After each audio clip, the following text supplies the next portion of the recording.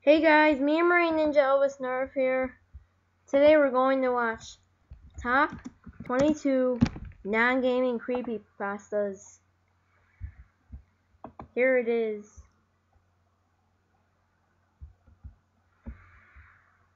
Here it is, guys. Since the dawn of time, man has pondered life's single most important... This video contains disturbing content, violent content, jump scares, and sudden loud noises. Viewer discretion advised. Creepypastas are essentially internet horror stories or myths passed around on forums and other sites to disturb and frighten readers and viewers. The name creepypasta comes from the word copypasta, an internet slang term for a block of text that gets copied and pasted over and over again from website to website. Creepypastas are sometimes supplemented with pictures, audio, or video footage related to the story, typically with gory, distorted, or otherwise shocking content. We covered a few of these in our top 20 creepy urban game legends, and so these won't be covered again. However, these are our top 22 revamped non-gaming creepypastas.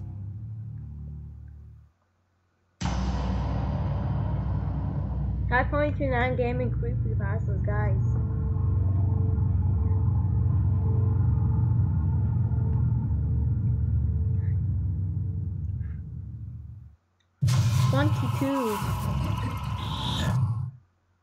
God's Mouth. God's Mouth.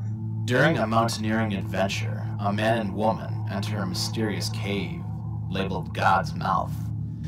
Despite the warnings around the entrance, they explore the solitary cave. The man soon feels a strangely warm wall before losing grip of the woman's hand and allowing her to disappear further into the cave. He starts to call for her and look around, but before he knew it, he was alone and trapped, with nothing but four walls surrounding him. After a few hours, he begins to accept his inevitable fate. He sits down and feels the wall touch his back. He begins to cry as the torch slowly fades into darkness, and he sees a hand with painted red fingernails, and he watches as the God's Mouth devours its latest prey. 21. Mariana Glasgow. There was a video on YouTube named Mariana Glasgow. If you search for this, you will probably find nothing. The few times you will, you'll just see a 20-second video of a man staring at you, expressionless, then grinning for the last 2 seconds. This is actually only part of the video. The full video lasts 2 minutes and was removed by YouTube after the 153 people who viewed it either slashed marks on their arms, gouged out their eyes, or committed suicide in various ways. The cryptic inscription they carved has not yet been deciphered. YouTube periodically put up the first 20 seconds of the video to quell suspicions so that people wouldn't go looking for the real thing and re-upload it. The video itself was only viewed by one YouTube staff member, who started screaming after about 45 seconds.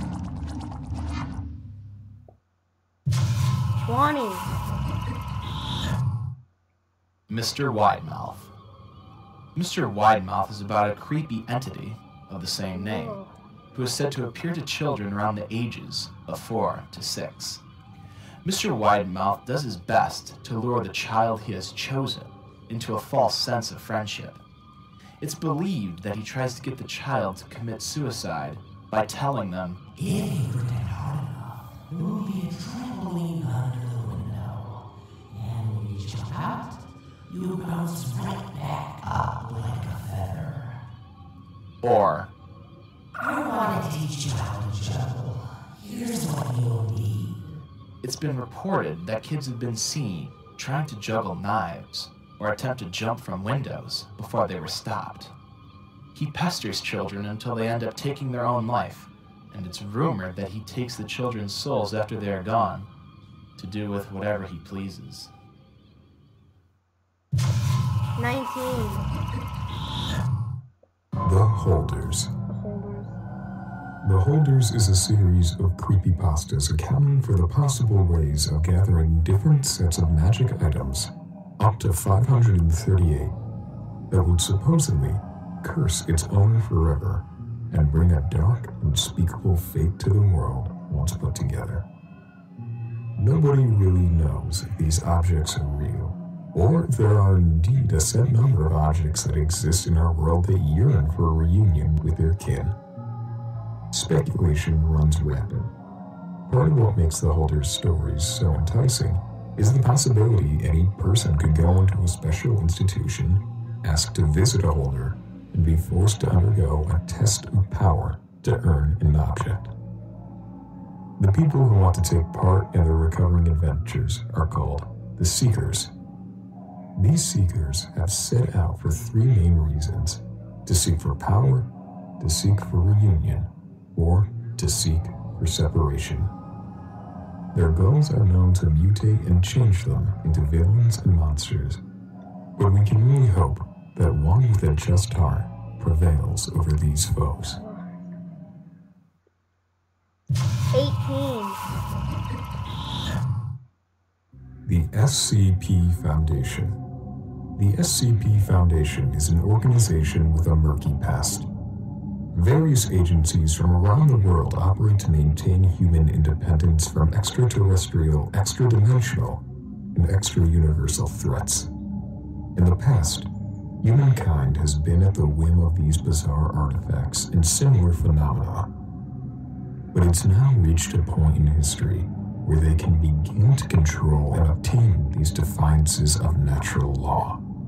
D-class personnel recruited from death row inmates are apparently used for human testing in almost every aspect. The Foundation occasionally runs into other groups, such as the Global Occult Coalition and the Church of the Broken God. Items can be an object, place, person, animal, or even an occurrence.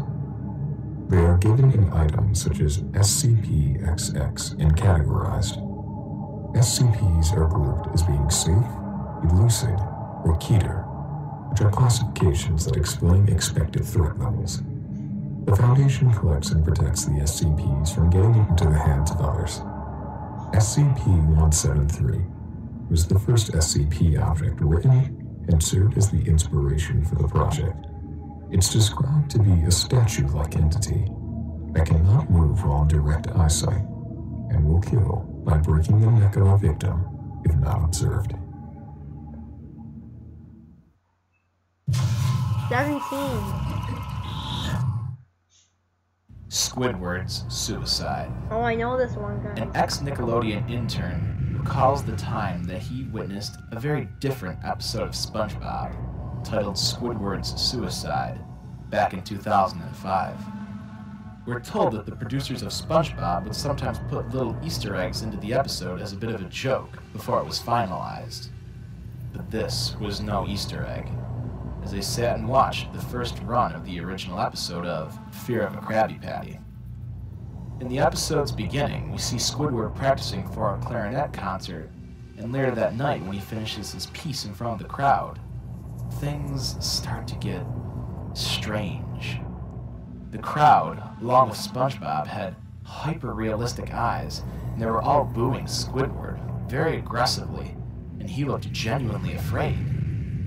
The next scene is shown with Squidward sobbing on his bed, with absolute silence, and a faint laughter in the background, before cutting to a single frame of a dead, distorted child mangled up on the pavement, and then later on, another of a girl who is also mangled in much the same way, cutting back and forth to these different horrific scenes and the sound of wind and screaming and crying.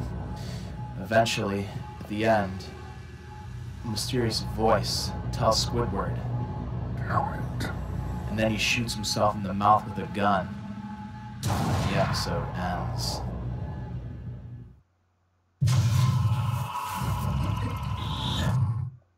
Happy Appy.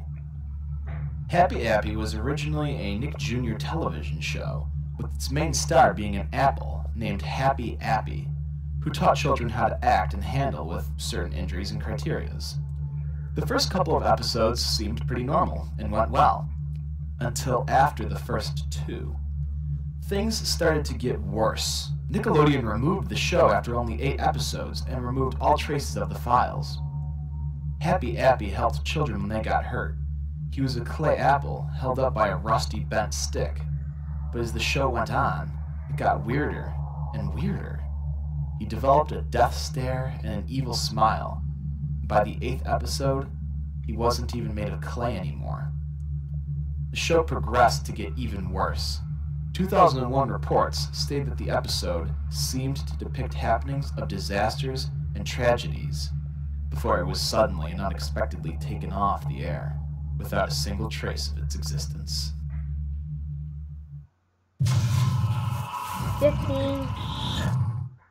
Candle Cove. This one takes place like a blog post that talks about a very old kids' TV show, which was about pirates and had some controversy because the main villain being a skin-taking skeleton, and the horrific screaming episode, which had every character except the laughingstock ship screaming at the camera, while Janice cried, possibly having been through hours of it. As recollections of the show are traded back and forth, it becomes clear that beneath the show's cutesy and disarmingly low-budget appearance is something very dark and disturbing. And by the end, it's implied that the show is something much, much more sinister than a half-remembered childhood memory. 14. Cupcakes. Why, hello there, everybody. This is your favorite creature of chaos, the Draconiquist Discord, here to tell you about this particular creepypasta known amongst the community as My Little Pony Cupcakes. It is quite possibly the most notorious My Little Pony fanfic ever written. It depicts the character Pinkie Pie as a serial killer who drugs her friend Rainbow Dash, dragging her to a hidden cellar. Pinkie Pie appears wearing a dress made of pony skins, wings, horns, and cutie marks of her previous victims, and begins to brutally murder Rainbow Dash sadistically in order to get that special ingredient for cupcakes. The fanfic has caused a lot of fear in the brony community and has since went viral across the internet, creating lots of blog posts and alternate endings. On Equestria Daily, the authorship has been attributed as Sergeant Sprinkles. Oh, you're here! Just in time! I just finished a fresh batch of cupcakes! Oh, but it looks like I'm missing a few.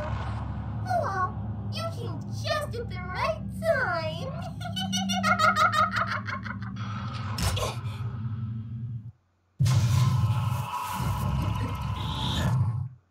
The Rake.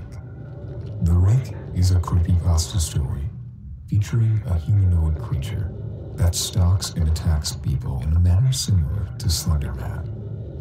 The Rake is a weird creature who is sent to stalk people in ordinary areas, like gardens and trees, but he will never attack unless provoked, but will stare and follow you around.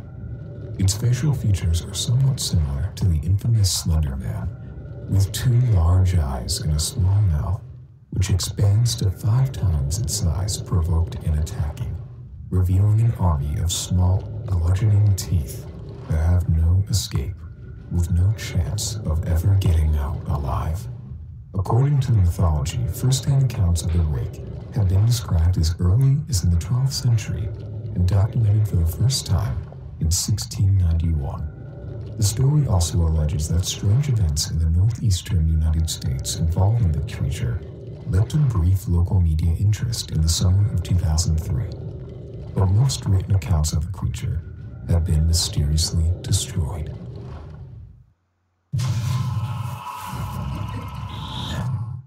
Slenderman. The Slenderman myth started on the Something Awful forums with a rather creepy black and white picture. It showed a playground at some institution with the ever-infamous Slenderman standing in the background. This myth's popularity continued to grow until a video game called Slender, the 8 Pages, was made. The Slender Man possesses the abilities of teleportation, incredible strength, and wondrous stealth. He also seems to possess a unique interest in children. When the Slender Man is near, static is said to be heard. If you look at his blank, soulless face, he will teleport to you and take you to purgatory. Here, he will stalk you for all eternity, or simply kill you off. Some forms of this myth even state that the Slender Man will skin and eat his victims. Slenderman is a mythical figure, often depicted as a tall, thin figure wearing a black suit and a blank face.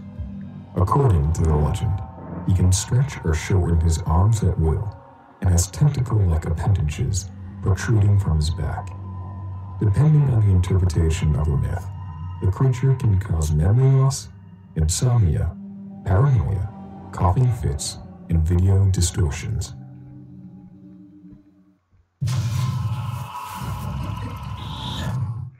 Abandoned by Disney. Abandoned by Disney is about a man investigating a shut-down Disney attraction called Mowgli's Palace, located in Guanaqui in Bahamas. But what he finds there traumatizes him. When he arrives at Mowgli's Palace, everything appears to be normal. On the outside, it looks like any other old abandoned manor, rotting and overgrown. Upon entering the palace, things begin to get suspenseful. The hooks in the meat freezer were swaying back and forth, and the water was still running in the bathrooms. And in one resort room, the man assumed that he heard a quiet conversation between 2 people that ended in crying. Then, things took a turn for the worse when the man noticed a mascot-only room. But the odd thing about this room was, unlike all the other rooms in the palace, this one still had its lock on.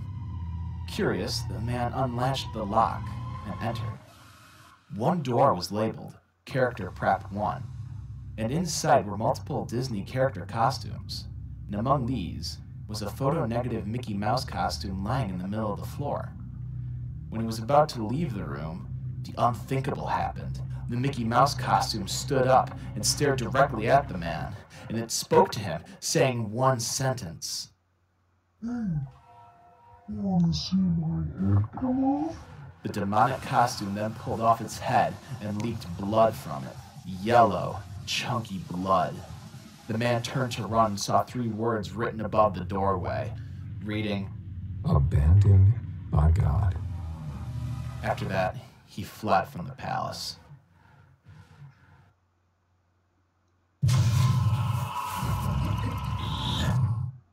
Suicidemouse.avi. Suicidemouse.avi is a lost episode creepypasta and is widely seen as the forefather of the entire lost episode genre. This story is based off of an old, unseen Mickey Mouse episode. The video starts off with a saddened Mickey Mouse walking down a never-ending street while random piano keys are heard playing in the background. After some minutes of him walking, however, the video starts to become corrupted, the keyboard being replaced with static. The video blacks out for a whole 4 minutes while a low gurgling sound becomes more and more audible, and the sound of a horrific female scream starts playing along with Mickey smirking.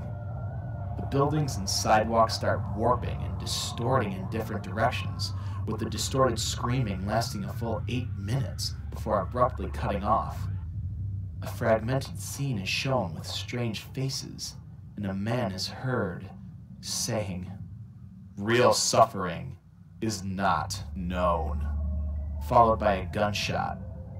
Mickey Mouse's face is shown to supposedly signify the end of the video, with what sounds like a broken music box playing in the background.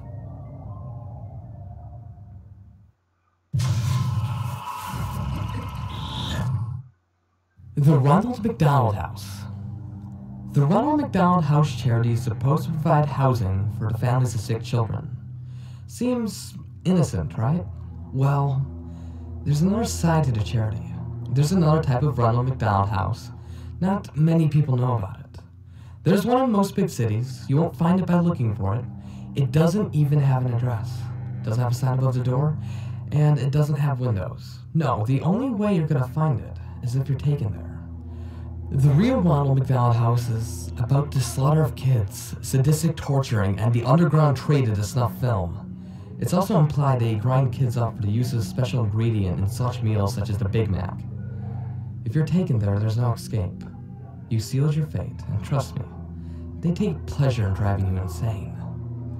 Remember, they're always watching.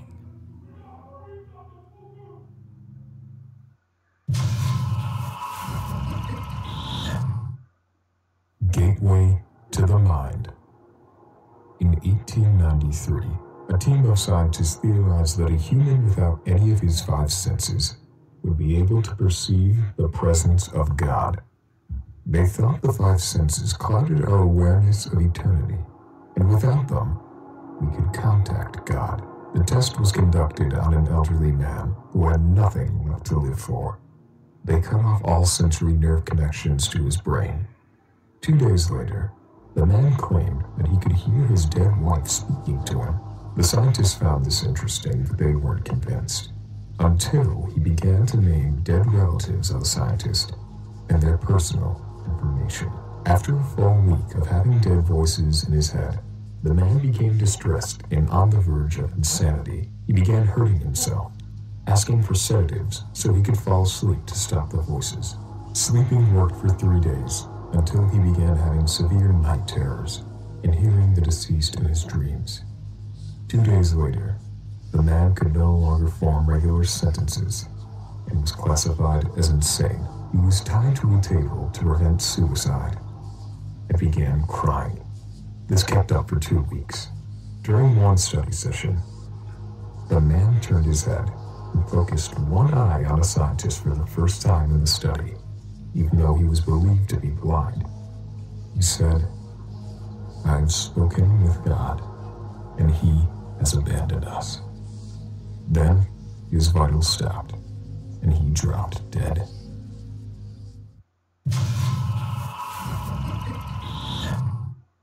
Jeff the Killer. Jeff was a boy that moved to a new home. The day he moved in, his mother invited him to a birthday party.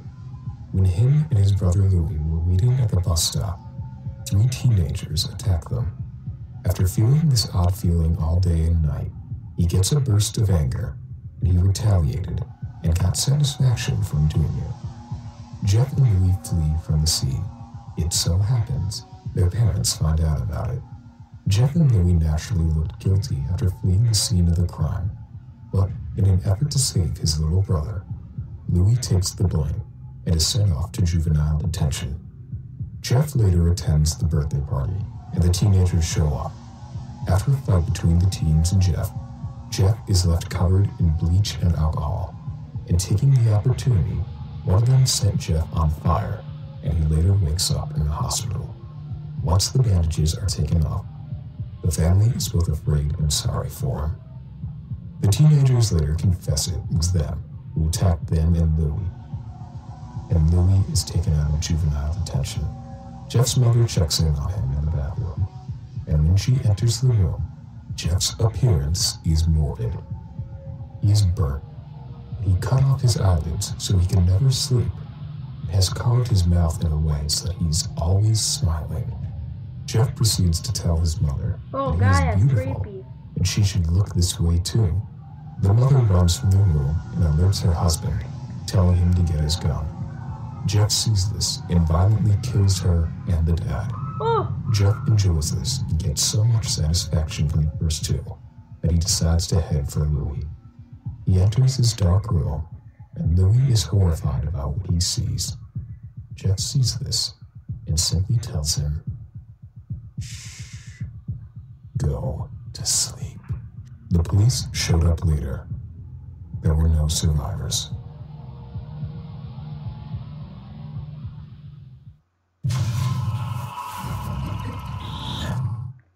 SmileDog.jpg. SmileDog's story consists of an amateur writer who visits the house of an old lady. Supposedly, she had a story for him which he could use. Rather than speak, however, the woman locked herself up in her room, crying and ranting about nightmares and visions. She then appeared to have killed herself a week later. All of these centered around a floppy disk she was given that contained the image Smile.jpg. Viewing this image incites insanity in the minds of those who have seen it. These reports continue to happen while the victim is asleep, resulting in very vivid and disturbing nightmares. If you receive an email named Smile, it's important you pass the image on to someone else. Deleting or not viewing the mail will still result in the same hallucinations. If the mail is not sent after 3 days, this picture will deform and show a more demonic smile dog, thus resulting in even worse nightmares. Attaching the file, that is, spreading the word, is the only way to save yourself from the smile dog that appears in your dreams. Some say that the original legend began with an image of the devil.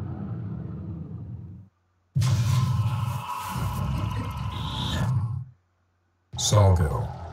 Zalgo is an internet legend about an ominous entity believed to cause insanity, death, and destruction of the world, similar to the creature Cthulhu, created by H.P. Lovecraft. Zalgo is an ominous creature that appears to be horror itself, or an ultimate terror all on its own. It's believed to relate to the death of the world, along with the scourge of insanity and other unspeakable things. Most of the time, disfiguration, gore, and dismemberment go along with the creature. Zalgo is often associated with scrambled text on web pages and photos of people whose eyes and mouths have been covered in black. Zalgo often cultivates into simple childish cartoons or comic strips, which corrupt them and turn them into hellish-like entities on paper with nothing but the black eyes and mouth. On forums, image boards, and certainly through emails, scrawny text began appearing with phrases like, "and he waits behind the wall." Parts of the internet become more corrupted, and soon more of its growth started spreading ominously without warning. It's known as "he waits behind the wall with 7 hands, armed only with a dead star and a lone candle."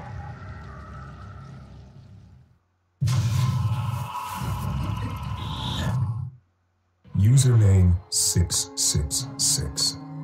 This video shows what happens when you search for the username 666 on YouTube and then refresh the page a few times. This pasta has actually created a few rumors, one of which is that the original 666 account contained a virus that changed all the text into sixes. When you search for 666 and refresh the page a couple times, the background turns hellish, the video turns creepy, and it's just horrible. If you click on one of the videos, you won't be able to close back up, pause, or shut down your computer until the video ends. It works, but sometimes contains creepy viruses. If you're willing to take the risk of letting it into your system, that's fine, but it messes up computers bad. Just be careful, because sometimes it affects other pages too.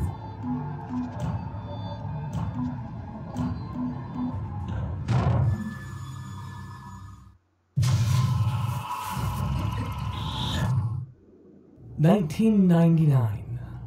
The year 1999 remains to be the bloody, charred remnants of the destroyed childhoods of the kids of Caledon, Ontario. The channel consisted of shows such as Mr. Bear's Cellar and Booby. It mainly starred a poor, satanic, middle-aged man and the tortured kids he kept in his basement. His shows would go from average kid show affairs to actually cutting and mutilating the kids on camera. The channel was mainly a way for Mr. Bear to lure kids into his house, in order to get them to participate in satanic rituals and eventually causing them to be sacrificed. It's rumored that he's also eaten kids as well, as seen on his show Soup and Spoon. His age range consists of children between the ages of 4 and 16. Sadly, before the police took down his setup, he ran away. The blog is still kept to this day, but I'll leave you on one final note. It's said that he's out there, to this day, out there somewhere in the woods of Ontario, Canada, waiting to lure some poor, unsuspecting kids into a burnt-up demise.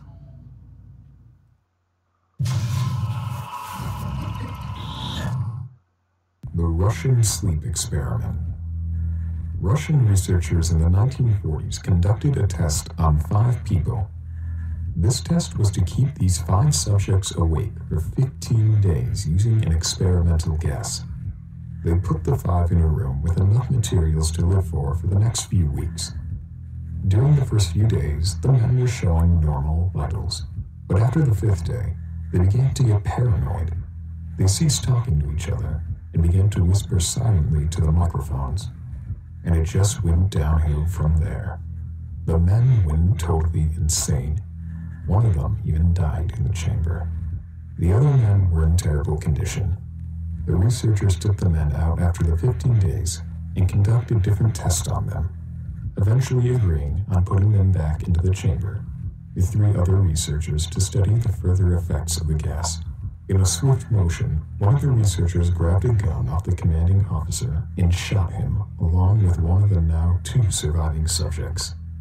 He aimed his gun to the last surviving subject and demanded to know what he was. The test subject responded, "Have you forgotten so easily? We are you. We are the madness that lurks within you all, begging to be fed at every moment in your deepest animal mind. We are what you hide from in your beds every night. We are what you sedate into silence and paralysis when you go to the nocturnal haven where we cannot tread." He is then shot by the researcher, and the last words the subject says are, "So nearly free."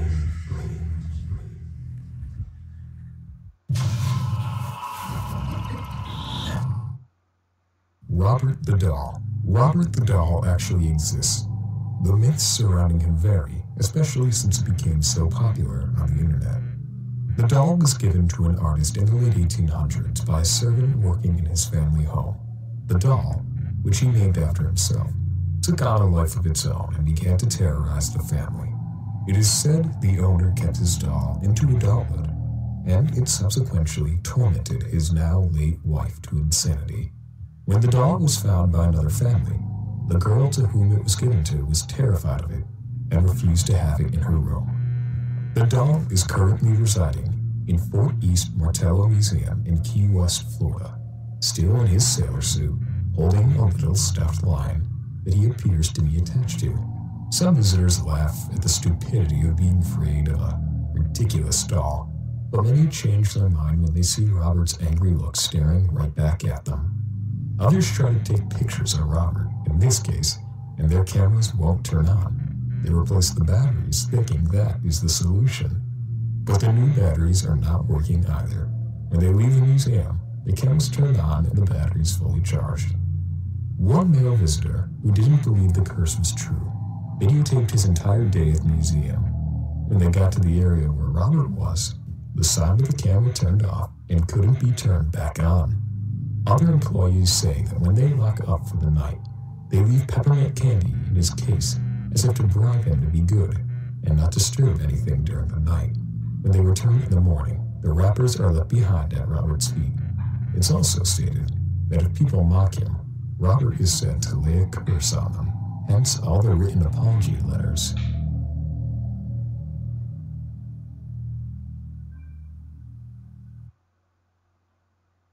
Be on the lookout for Tats Tops Videos Top 60 Non-Gaming Creepypastas, featuring guest narrations from Creepypasta and Mr. Creepypasta.